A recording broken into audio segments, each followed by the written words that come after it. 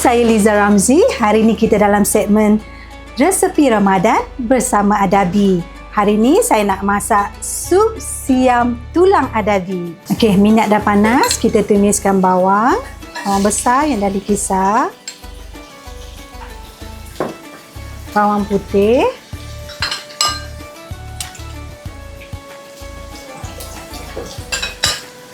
Halia.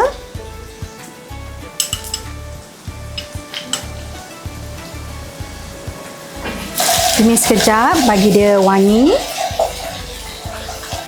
Kita masukkan serbuk perencah sup adabi.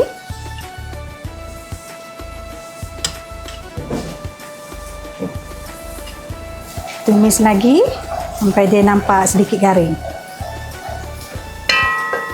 Dah nampak sedikit garing tu, kita masukkan sup yang dah kita rebus tadi.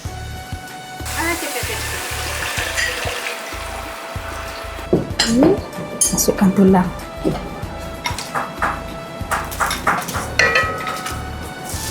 Kalau korang nak tulang dengan daging ni cepat empuk, korang masak je dalam pressure cooker. Untuk menaikkan lagi rasa sedap sup ni dengan rasa ala-ala siam tu, mesti ada dua perencah ni.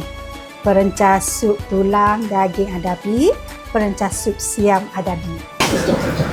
Okey, kacau-kacau, masak sampai dia mendidih. Okey, sup kita pun dah mendidih. Kita tambahkan sos ikan tai dan perisa limau adabi.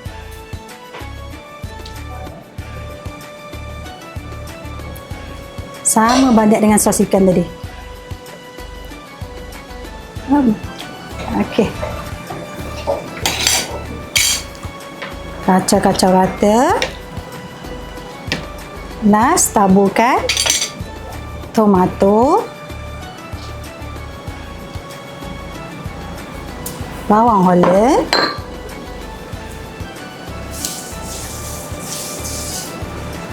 dan cili padi. Kalau tak suka pedas, tak payahlah letak cili padi ni. Okey, daun sup. Okey, dah siap sup siam tulang adabi. Selamat buka semua.